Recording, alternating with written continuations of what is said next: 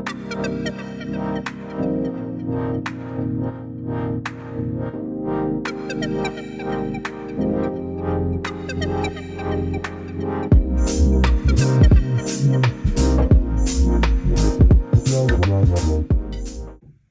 everybody, it's Cherie. I am here to share my latest little golden book junk journal that I just finished. This one I've had actually pretty much 9/10 done for months, and I just decided over the last couple of days to finish it up and get it into the shop because, yeah. So it's called The Little Pussycat, and it's Margaret Wise Brown's, so it's her illustration.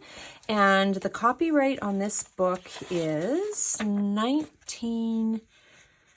was renewed in 1979, so I'm guessing this is a 1979 edition because of the age on it, and it does have a barcode, so it's definitely not from before that. It's you know, a different edition than the original, of course. So this is the spine. It's got two signatures, and it's got actually a dangle or tassel or whatever you want to call it. So I've got some fabrics and some yarn, some different trims, and then I've got a little red tulip and a little red flower, and then a cute little kitten there. So yeah, and then that's the back. This book was actually it had a few marks on it here and there, but overall in a fairly decent condition for, you know, a book that's, gosh, was, you know, printed in 79. It's old. Not as old as me, but it's old. So I've got corners on the front, two corners here, and then we've got a cute little tie to keep it closed. So let's take a look through here. I've kept the story intact as always, added lots of room for journaling. This is from an Edith Holden book. I kind of tried to go with a little bit of a nature, bird, cat theme sort of idea. This was out of a vintage guest book that I found at the thrift store. Here's a couple of journaling cards that just, whoopsie, tuck into here. And then we've got a Hello Kitty sticker with just a little paper clip. This is from a children's kind of a workbook thing. Card with a little birdie sticker.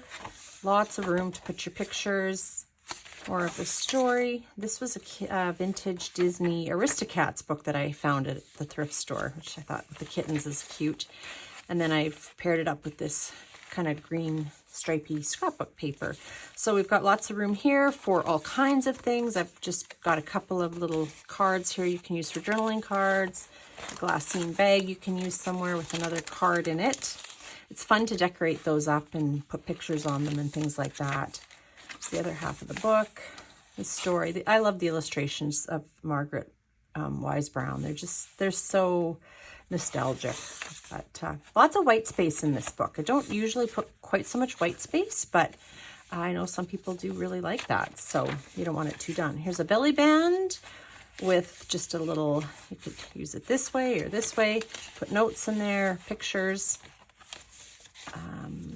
More of the story. This little strawberries, just so pretty.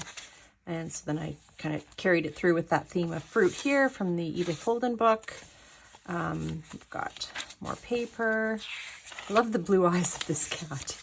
This is the center. So there's lots of room here, so you can really bulk it up. You'll have lots of room to expand it and put tip-ins or whatever. This is an old planner I had kicking around. Some scrapbook paper with a little tag. This is a vellum. Just a little flip out there. More Aristocat books. This is an old, if you're Canadian, you'll know, Sharon Lois and Bram book I found with songs and children's games and sing songs. So if you're familiar with them, you'll know what that's about. But I found a whole book, a whole kind of it's really cute. They've got games and music pages and whatever. So yeah. And then this was a vintage gardening book, actually. I just love how the edges, I think I bought that one in England, actually, at a bookshop, like a charity shop. So I've got added a cute sticker here. So you could use this as a baby book. I left these long. You can cut them off wherever you like. I leave them long sometimes because people like to tie things to the ends. So that's entirely up to you. I've got some really fun trim on this page to dress up some of the white space. And we're almost to the end. Yeah, this is the other part of the Sharon Lowson Brown book. So yeah, things like musical chairs, and it was just a really fun, I think it was on TV, but anyway, yeah. So that is the last page of the story. And then we've just got a few more pages. I put some fun, I can't think of the name of this trim anyway, on there. And there you go. So that's how it looks inside.